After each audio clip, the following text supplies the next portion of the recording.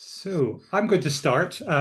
Lisa, thank you very much for starting the recording, and welcome everybody to this session, which I have called "Building Your Practice by Helping to Develop Our Field." And what I mean by that is our field of mediation, consensus building, I suppose even peacemaking.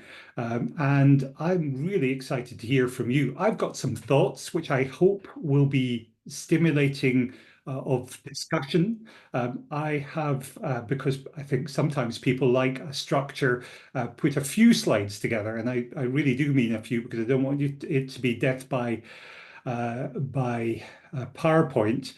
Some slides which will maybe give a little bit of my background in thinking, and then I would really value it and open up to a conversation about your involvement. In a in-person setting like this, we would likely have a conversation around the table, and we'd start by introducing ourselves and where we are. I think that would be nice, and I really appreciate the variety of people who have joined. I'm really excited by the fact that I actually have not met most of the people who are in this room. And that it would be really nice to hear who you are. So if I start by giving a little bit of an introduction to myself, as I'm still seeing people coming into the room, and then we might quickly go around the room when we do a little bit of a workshop exercise later on. Would that be okay with folk? I'm getting some nods, and that's very encouraging. So thank you for that. What I've got is to share a screen with a PowerPoint, and I'll just start this. So from the beginning. So as I said, building your practice by helping develop our field. And today's workshop, I hope, will cover a little bit of my journey towards what I've called artisan, possibly professional role as a mediator. There are some principles of developing expertise that I think are useful just to have in mind. And as I've gone along, I've been generously gifted some tips and hints on building your own mediation practice, which I'm more than willing to share with you. And I think that it would be helpful to reflect on the benefits of that can be gained from contributing to the development of our field as you build your practice. And at the end, just to check if this has been any use at all to you, I'd really appreciate what I call a popcorn, just to go around the room to hear from you, one, two, possibly three words that you feel about the session. So just to give you a heads up that that's how we'll finish the session. I'm not sure if anybody is a Latin scholar in the room. I started as a lawyer back in the 80s. And when you're a lawyer in Scotland, you then were also admitted as a notary public in different jurisdictions. Notaries have different roles, but the notary help people execute documents. And the first thing that they ask you to do is, do you have a motto that you wish to put on your stamp? A friend of my mother's, who was a classics scholar, identified this motto for me. Just a small geeky side bit is my initials are EAM. And as you can see on the screen, the letters EAM appear in the first and last words, and also appear in the first letter of each of these words. Eadem arte manio has, in fact, even though I chose that motto when I was 22, has been the motto for my career. It is loosely translated as I persevere in my craft. I stick at what I do. And I've seen the practice of mediation as a craft, something that you need to work at, that you need to develop, and you need to move towards mastery in. And why I used the word artisan in the blurb for this is that an artisan, according to the dictionary, is a worker who practices a trade or a handicraft, is a skilled person who produces something in limited qualities, often using traditional methods. And again, for me, mediation, even although in my lifetime it's been seen as a new profession, is an ancient art. It's been the practice of consensus building goes back hundreds, thousands of years, probably, possibly as long as human history, that someone independent assists others to resolve their conflicts and disputes. While remaining outside the dispute and not taking a necessarily judgmental role in that. So I think it's really important to stick at your craft. And I've been very fortunate that I began in Scotland. I lived in Scotland, in fact, in Edinburgh for 50 years and started training there. But then, there's Edinburgh. I was then moved down to London, where I'm sitting just now, and have lived for the last 15 years. But as an interlude, I lived in New York City for 3 years. And in all three places, in those different jurisdictions, I've been able to ply my trade as a mediator. And as I said at the start, I've been tremendously fortunate to be gifted wisdom and support by mentors in all three places. And I hope that a little bit of that will be passed on. I've also, because you have to comply with a growing amount of, I suppose, need for credentialing, acquired certain credentials as I've gone along the way.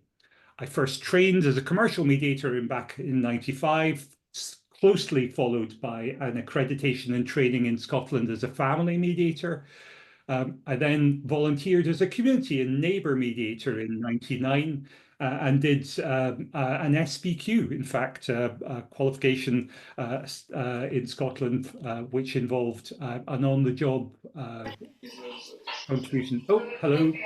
We've got a little bit of background, which I've just muted, in Scotland, and then went on to do disability rights, special education needs. I then did a master's in conflict resolution in England in 2009, just after Charlie Irvin did his, kind of inspired by Charlie's journey. I then went to the States now 15 years ago and qualified in the system in New York.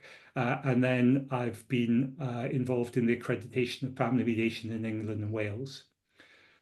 So the definition of a profession, I think, is kind of important. And I wonder if we could use that as our little round the table introduction. What will you say would be a key element? And I don't want to, because we've got this is a quick round the room. I'm not asking you to repeat and provide a full definition, but is there one element of professionalism that you think is important to you if you were defining mediation? So if you could just say who your first name, we can see that on the screen, where you're sitting, which town or country that you are, and one or two words about the essence of what you think a professional needs to bring. And no more in a sentence, so that we can get round this, the group relatively within the time we've got. I mean, we have got a lot of time, but I just want everybody to have a chance to speak.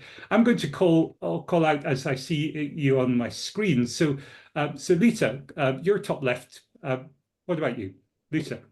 Lisa Kaczmarek. I'm in Mulgai, and I guess what I'd like to try and bring to a mediation is empathy and calmness. Wonderful. Empathy and calmness. Thank you. Sarah, your better mediation. Thank you. Yeah, I think excellent communication skills is essential, and process management. So I think we are responsible for the process and we've got to get people to the end. And I'm sitting in Edinburgh near Murrayfield. Thank you very much. Fiona, you're next. Hi, normally I'd be sitting quite near Sarah, but today I'm in rural Stirlingshire. And going back to your question, Ewan, I think being registered and accredited with Scottish Mediation adds to the credibility of what I do, or I'd like to think so. So kind of professional credibility. Yes. We're an association. Got you. Thank you. Ron. Hi there. Excuse me, I've got a cold. Ron Inwood. I work for ACAS, and I would say credibility is the main requirement, and I'm lucky because ACAS gives me some of that. Excellent. Thank you. Roanna, where are you and what's your thought? Hello, yeah, I'm Roanna and I'm sat outside of Pitlochry. I would say that I've only just completed my mediator training, so I'm fairly new to this and I'm looking for opportunities to co-mediate. I think like listening and also I'd say leaving yourself at the door. Leaving yourself at the door. Yeah. Wonderful. Thank you very much. Thank you. Marie. Hello, everyone. I'm a workplace mediator at ACAS. I'm also a conciliator at ACAS. I'm sitting here in Erskine just now, and not so sunny Erskine, unfortunately not Erskine, Australia, Erskine, Renfrewshire. And I think, ACAS is all about impartiality and confidentiality. And I think that, we really exercise these in spades, and that's what helps parties open up to us. Excellent. Thank you very much, Marie. Helena. Hi everyone, I'm Helena Gauntlet. I'm sitting in Glasgow. I'm actually a student on Charlie's LLM mediation conflict resolution course. I'm also working in conjunction with that as well. I think to add to what others have said, I think wisdom and a sort of sense of the bigger picture, and I think also modelling. Modelling and bigger picture. Excellent. I think those who are coming at the end may seem above because those so far have been very generous in giving at least two aspects. So if you could stick at your top one. Thank you very much. Lovely. Sandy.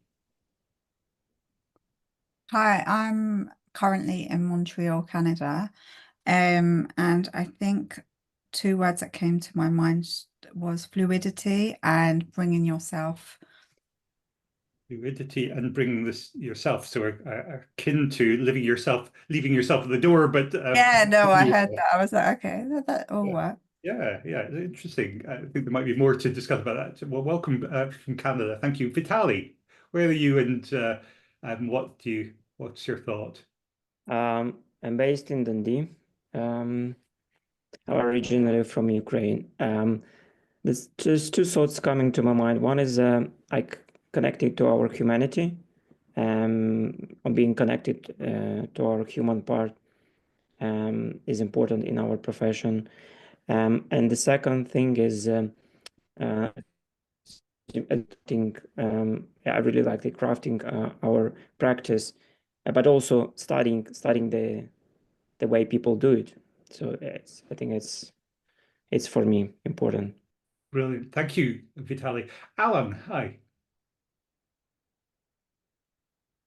Hi, I'm down in Duns in the Scottish borders, and my word, I think, would be confidence in the process. Okay. And I think akin to trusting that process or sticking with the process, but confidence in the process. Wonderful. Thank you very much. Cordelia, you're next on my screen. Hi, yes, I'm Cordelia and I'm in Glasgow. And I think for me, it's about being unbiased so that you can have the trust of the parties. So unbiased for trust and trust of the parties. Wonderful. Thank you very much. Eunice, hello. Yeah, thank you, Ewan. My name is Eunice. I finished my LLM with Strike Mediation Clinic, and then I currently work with ACAS. I think for me, it's about empowerment, empowering parties to effectively and efficiently resolve their disputes. So that empowerment of the participants to resolve their disputes. Wonderful. Thank you, Eunice. Hazel, hello. Hello, I'm in Glasgow. I'm also a student at Strathclyde this year. I can't remember what the question was. So you've answered the first bit, which is where are you? And you're in Glasgow. The second bit is there an element of being a professional in mediation that's key to you? I think, I mean, obviously I've not really got the experience yet, but I think the whole kind of idea of wanting to go in it is to kind of bring validation to each side and how they see things and their point of view. And I think, yeah, that's kind of one of the driving forces. Wonderful. Thank you very much. Next on my screen is Oyinkro. Hello. Yeah, hi, Ewan. My name is Oyinkro. I'm seated at Kilmarnock at the moment. I mediate for the Mediation Clinic. For me, professionalism has to do with consensus and peace building. Yeah, thank you. So consensus and peace building. Thank you. Wonderful. Thank you. Hi, Gillian. Good to see you. Hi, everyone. I'm sitting outside Edinburgh this morning. And I guess as a mediator and arbitrator, probably the key thing I bring is sort of breadth of experience of other dispute resolution processes. Experience of other processes as well. Yeah. Wonderful. Thank you very much, Gillian. Heather is on the penultimate line of my screen. Hello. Hi there. I am employed by Scottish Mediation and I'm the one responsible for the accreditation of new members. So I would have to say accreditation, and to follow that, I think it's about an openness to learning. An openness, okay, openness to learn. Wonderful. Thank you very much. Now things have moved slightly on my screen. I think the next is Pinky. Hello. Hi everyone, I'm in sunny Edinburgh just now. I would say curiosity and empathy. Curiosity and empathy. Wonderful. And we're circling back to empathy again, so double tick there. Super. Ben, is your microphone connected? Are you able to say where you are and what you Ben sent us a message on the chat to say that he can't put his microphone on right now because he's traveling, but he has sent us a little text to say his little thing. If I can read it, it's just saying, hi, I'm in Edinburgh, I'm on the move, so I can't switch the audio. He says that he thinks professionalism in mediation, speaking of integrity and community of practice.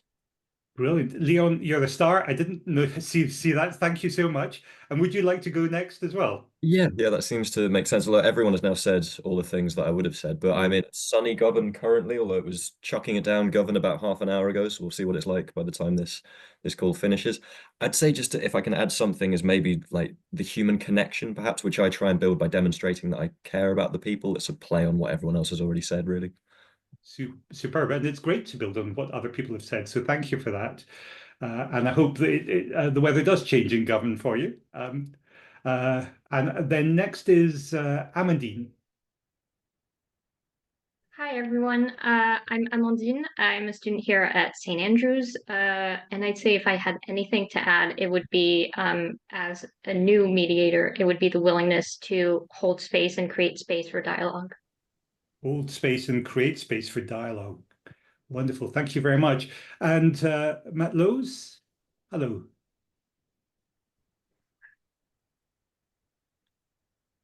Hi,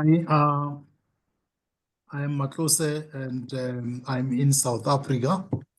And I think the issue of impartiality comes central to me on the principles, and also again the confidentiality as you deal with the parties separately. Thank you. Confidentiality, I think, is in addition to our list. Apologies for mispronouncing your name, Matt Lucy. Welcome. No problem. No problem.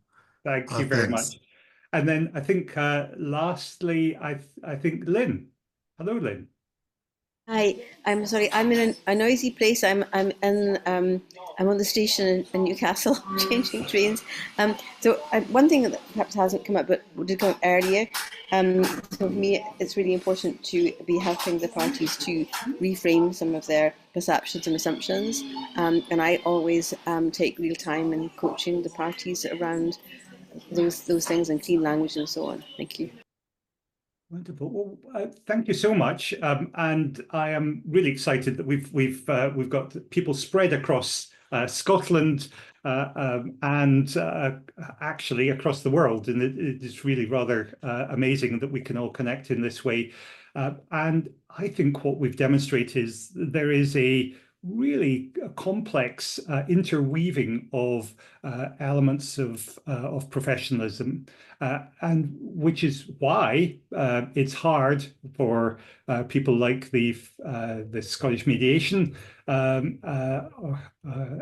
to establish credentials that are credible and comprehensive. People may know that as part of my career, I was the first director of Scottish Mediation, and those who are doing a fantastic job now are taking on way beyond what we imagined back when we started in 2003. Can I just share a very basic thought about the definition of professionalism? Is that full screen? Can we see that? Okay.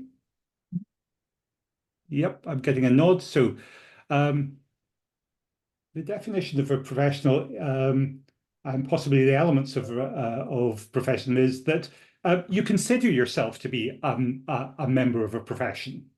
That there's this kind of identity thing. That secondly, that you have undertaken a standard of education and training that prepares you for that membership.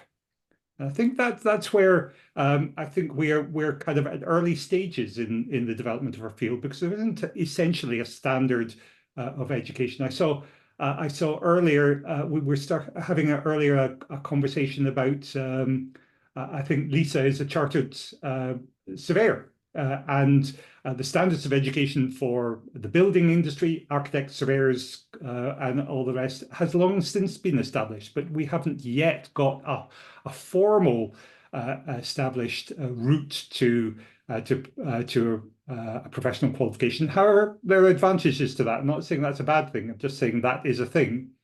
And that there is a body of knowledge which includes many of the things that you were talking about skills and approaches.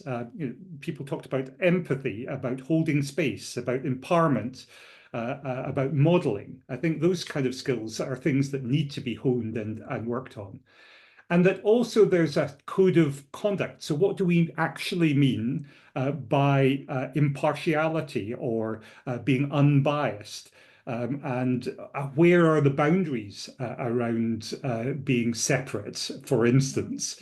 And sometimes enshrining a kind of ethical approach. People talked about human connection and where they were themselves in the discussion. I think that a clarity about that is part of professionalism.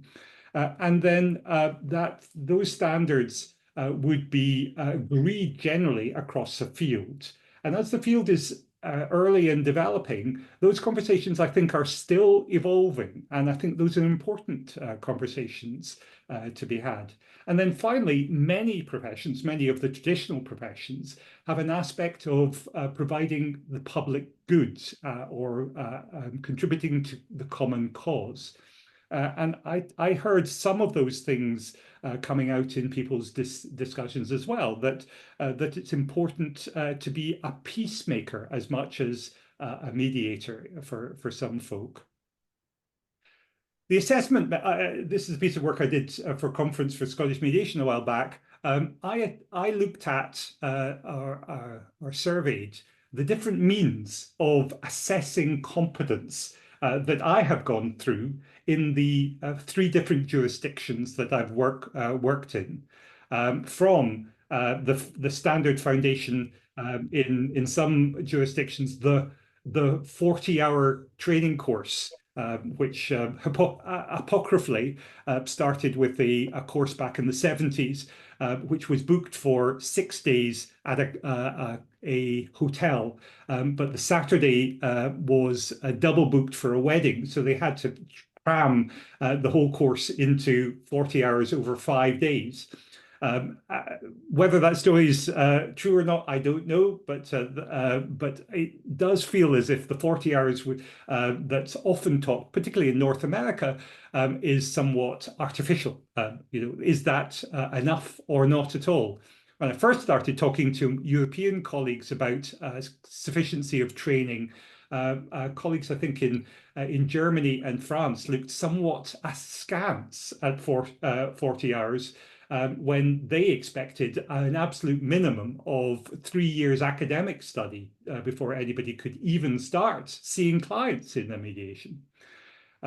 So whole long list. The point is that there are lots of different ways of assessing competence. The three bits that seem to be common to me, and I share this for you, is reading.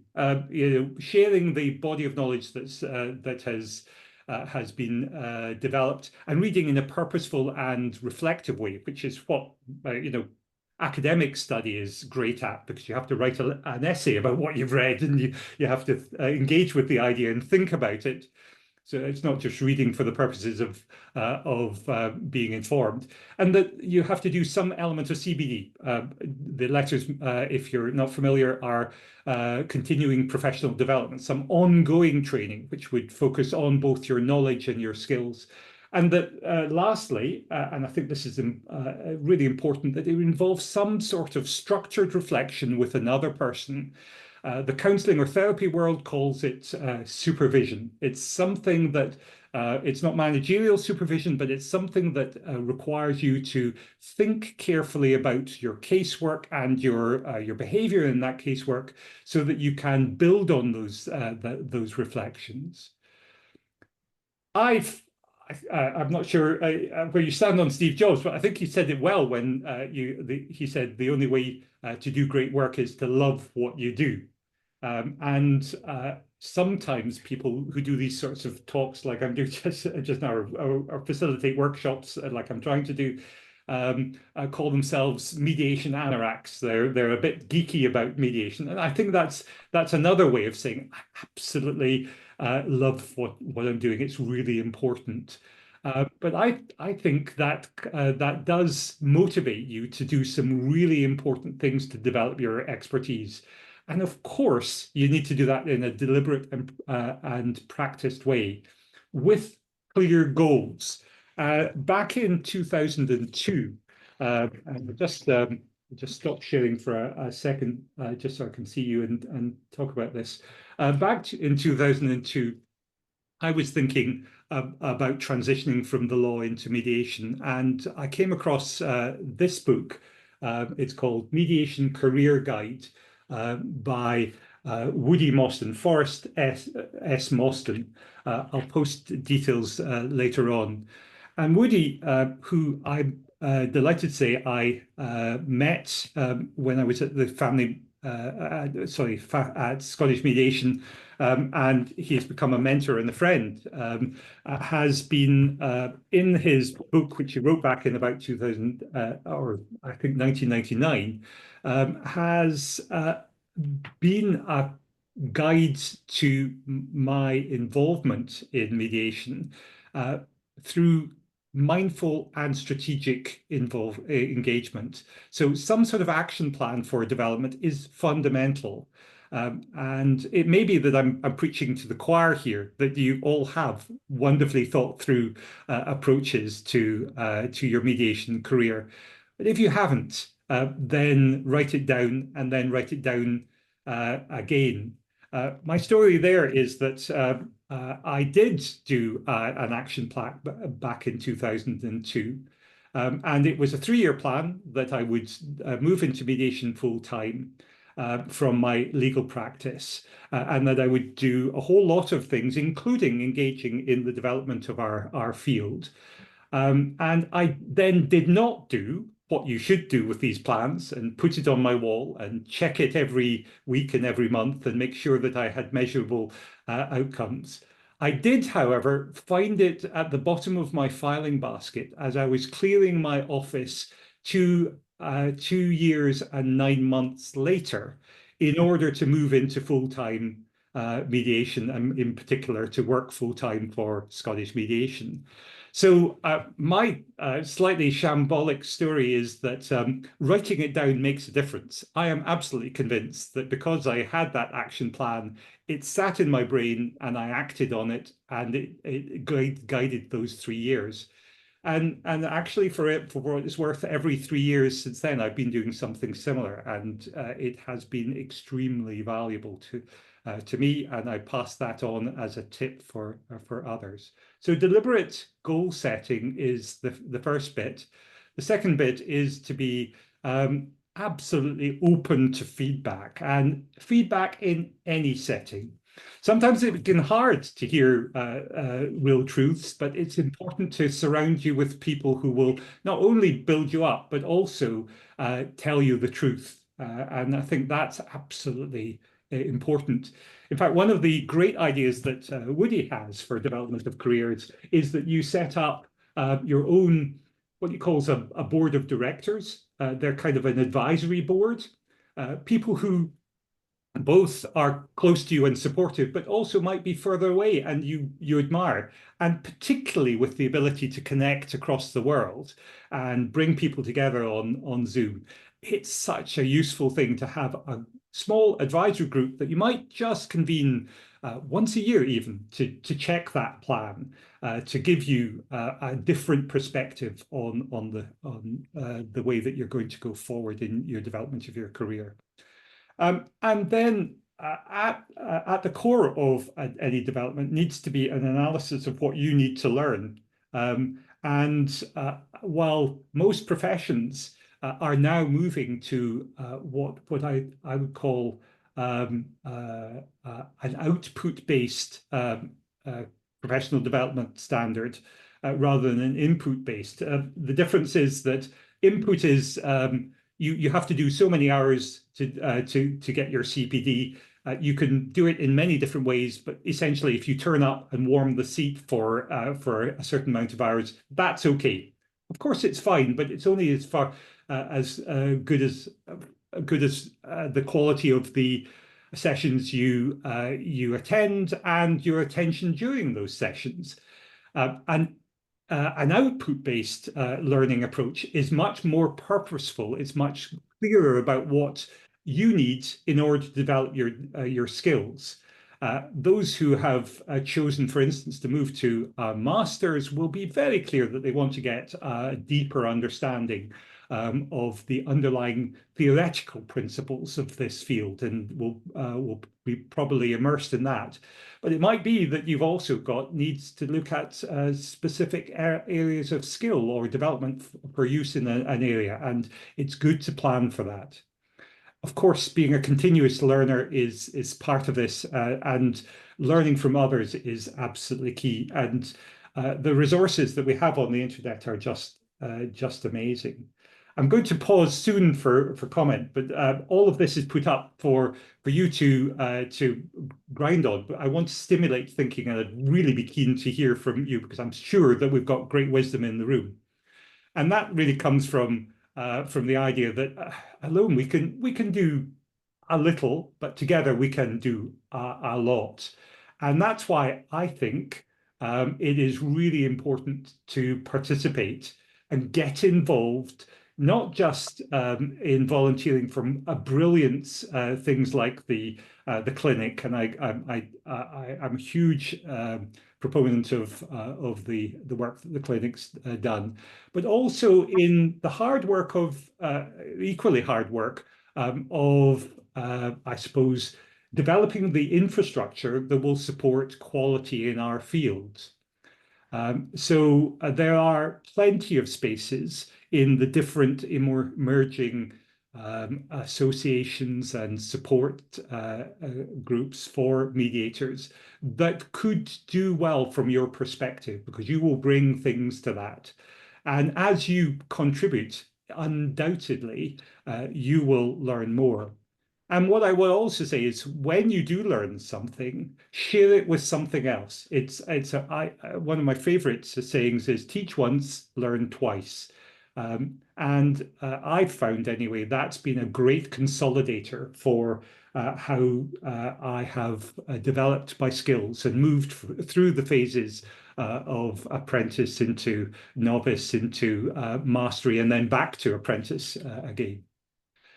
And then here's the slightly controversial and difficult one, which I'll say a bit more about when we come off this slide again. But if you can live mediatively, embrace the notions that we offer to others. Of course, we're all human, but if we apply consensus building, even just to the development of our own field, then I think it will be a better field for it because we will be living our values. We will be congruent with the things that we're selling to others. And lastly of all, and I think this is the thing I took most from the master's study, is a self-reflective journal is probably the biggest thing I've ever done in my mediation career. When I was working in New York, I ran the in-court mediation service in the civil courts in Manhattan and in Brooklyn. And one year I did 100 mediations in the court, and every one of them I journaled as I was going home on the subway in my private notebook, and I learned so much from that, and I continue that practice. So I shall just stop this screen and say just a little bit more about the notion of operating mediatively in our field. So I've mentioned my master's, my dissertation, which is out there on the internet. Again, we can follow up with that. But we basically studied how a group of mediators managed a big difference between them about an important issue in their field. It was actually the Civil Mediation Council had a big to-do about how they were going to develop an element of professionalism.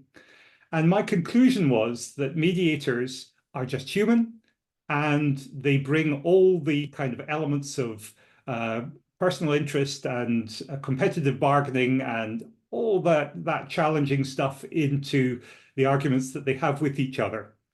And of course, there's an element of shame that comes into that. Can you imagine a big fight between mediators? Roll your eyes. However, I think we should give ourselves, firstly, a break, but then secondly, a pause, because those people who got into that fight and used various different approaches, often quite adversarial approaches, were simply defaulting and retreating into this sort of defensive mode that we know from the brain science is quite normal. If they could have paused and used some of the approaches that those same mediators would encourage the participants in their mediations, the people that come to their mediation rooms, we would probably have been able to come up with better outcomes. And sometimes even, and here's the even harder bit, sometimes we can't mediate our own stuff. And saying in a setting where there is a contentious issue, can we bring someone else who's impartial in to help us have a more productive discussion? That would be useful. I would share that when I took this dissertation learning off to New York State and encountered those same sorts of disputes and professional dialogues, I was sufficiently distant and not engaged in that setting that they allowed me to do a little bit of mediation work. So some cross-jurisdictional work is helpful and allowed people to build consensus amongst bigger groups who were really committed to developing the professional standards that are important, but actually held quite distinctly different views and perhaps even some theoretical and philosophical differences. So I hope that this has offered some food for thought and perhaps some ideas or sparked some ideas for you to see the way in. I see that Leon has added a comment saying on volunteering as a means to build one's practice. How do you, Ewan, and the rest of the group feel about how mediators are compensated as we learn relative to other fields? Personally, lawyers always come to mind. Okay, so we'll parse that out. I think it's a great question, Leon. Thank you for that. And I wondered if we could throw that out to the group and also offer it up for anybody to ask a question or make a comment. Who would like to begin?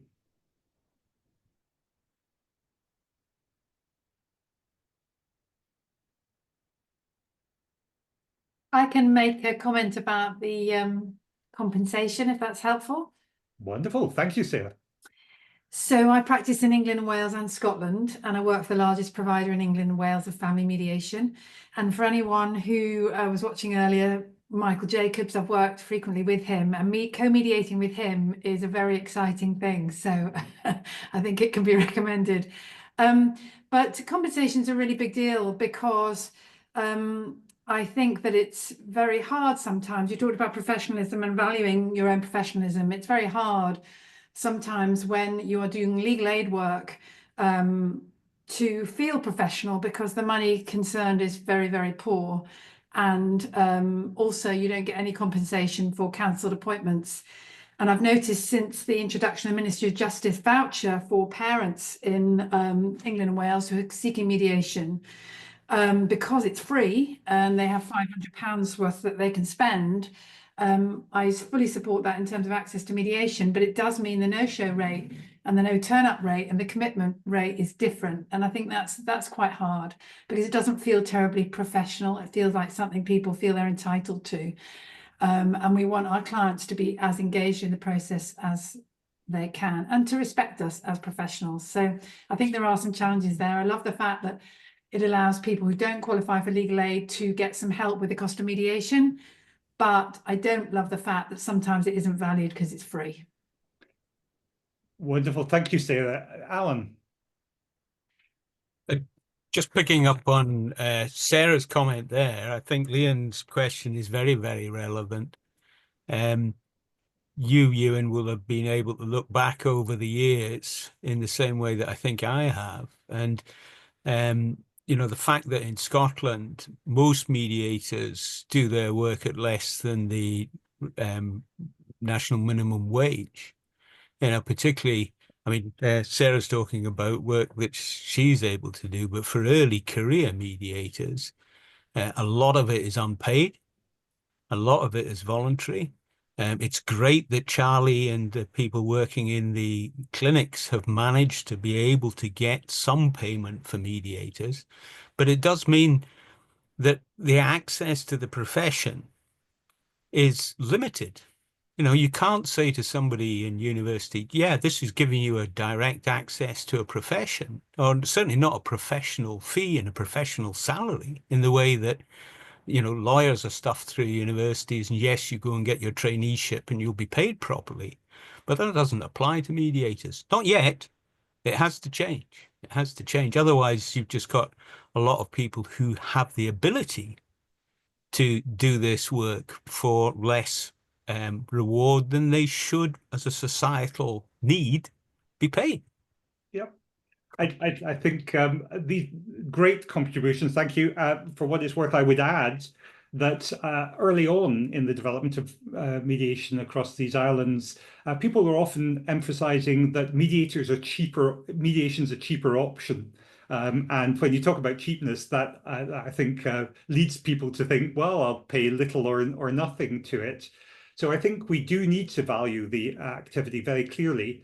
For your own careers, I would say the best advice, or for my career anyway, the best advice I was given was to ensure that you allocate and value for yourself, record the time that you spent on volunteer work and the time that you could afford to do that, alongside the time that you do it lower cost and at higher cost. So you can actually, rather than just feeling this is too much, you can actually parse out how much you've contributed. Vitali.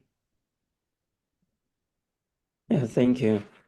My thought is that like the work we are doing voluntarily, in many fields, like if you want to get, for example, a work in some industry, maybe filming, I don't know, you can start with volunteering to get experience, and having those experience, you can have a opportunity to work. But in mediation field, there is no jobs for mediators. I mean, they're not exist in a enough number. So the people are doing great work in volunteering and expertise and experience, but then there is no place for them to go. And I think that's what probably my thought about and what I'm trying to do, promote mediation, to have those jobs in organizations or in companies, in-house mediators, because this is where we can go and work and provide benefits for and use and be helpful in organizations. Yeah, brilliant. And the thing I would just add on top of that is that the role of mediator doesn't necessarily need to be badged as mediator, because the set of skills we bring to that can be valued in other settings. So brilliant stuff. Thank you. Cordelia.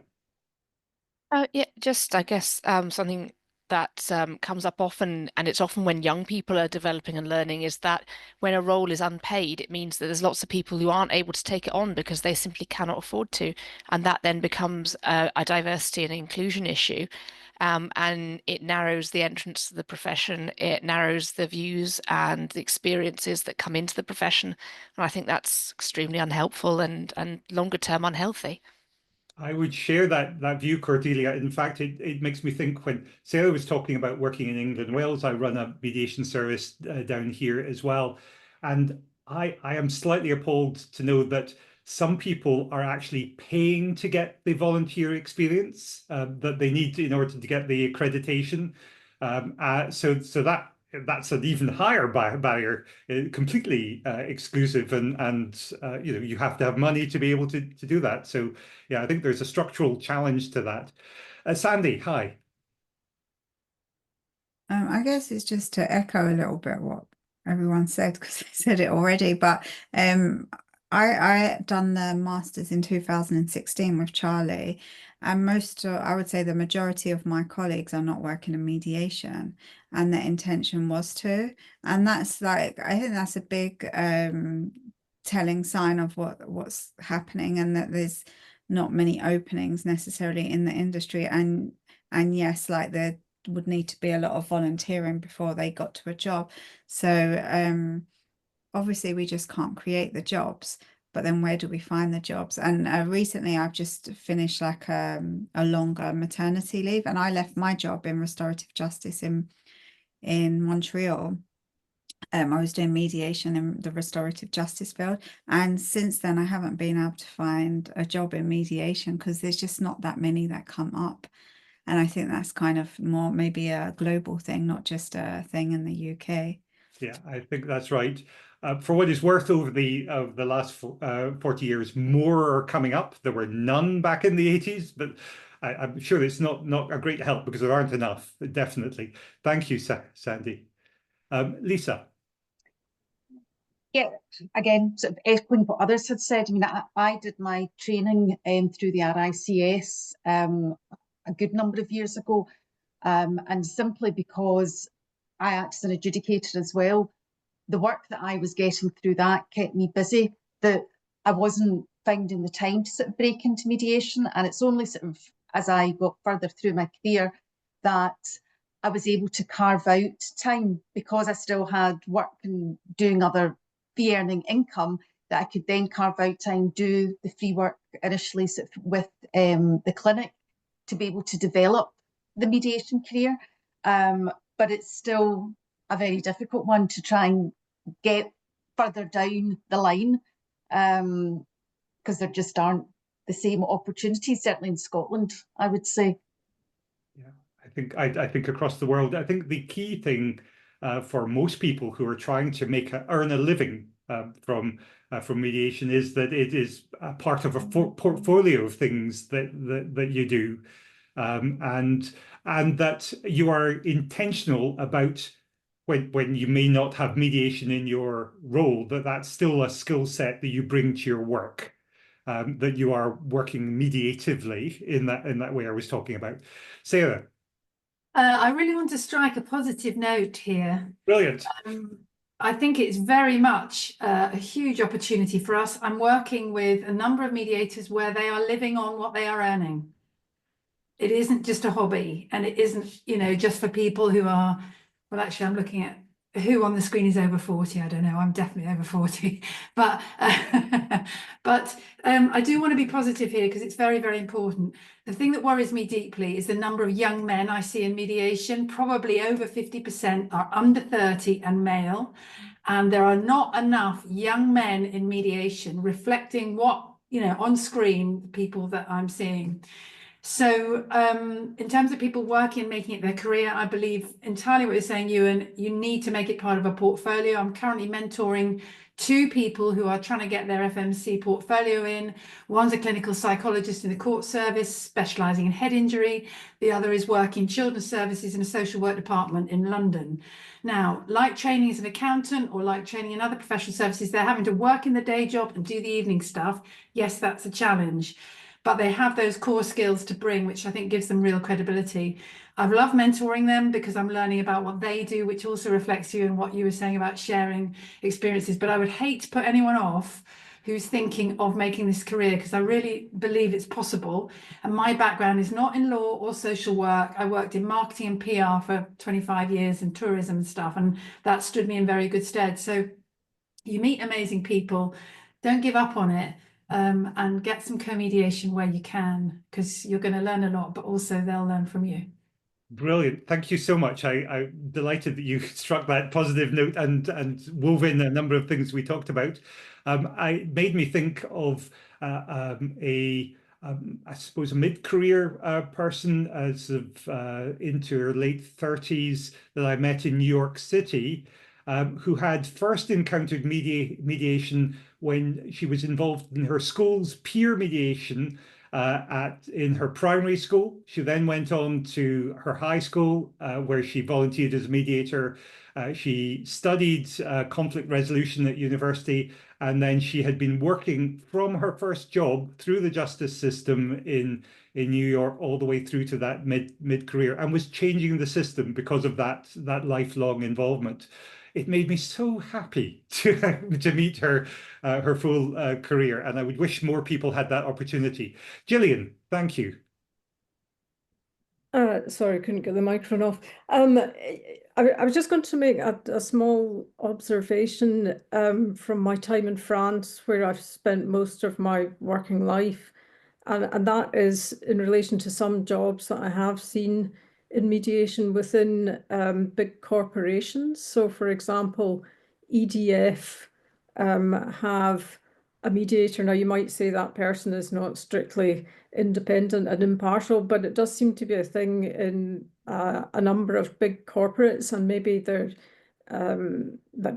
probably a lot of work to be done to encourage companies to have in-house mediators. Superb.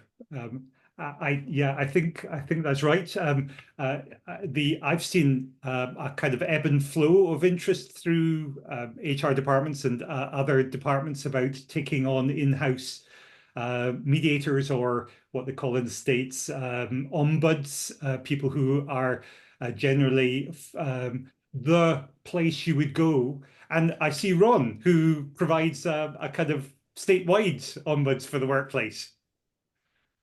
Ron, you're There we go. Sorry, couldn't get the microphone on there. One of my roles in ACAS is to teach workplace mediation. And we've seen a big increase in interest over the last few years. Mostly driven, it was mentioned, mostly driven by cost, because grievances take weeks or longer. Mediation takes a day or a few days, and consequently the big corporations are interested in that. The major banks in the UK are investing in mediation. The NHS is investing in mediation. The judicial service themselves are interested in mediation. It is something that's happening. And I guess it's the difference between paying us or paying you guys as opposed to doing it themselves. And the people who go through the training go on to do very good work in these corporations. Wonderful. I think the summary that I would bring is that the opportunities are there if we look for them. It's just that it's not a clear path, and that's the frustrating and really challenging thing. I'm seeing from the comments that those who have spoken have both shared experiences and inspired others. So thank you so much. Just to bring this to a conclusion, because I absolutely promise we finish at the top of the hour so that you can go off for your lunch. If anybody would like to share a couple of words about this session or what they take from it, stick your hand up and I'll come to you. I'm not going to force you to say anything, but if you'd like to add something just to bring us to a conclusion. Any feedback from me?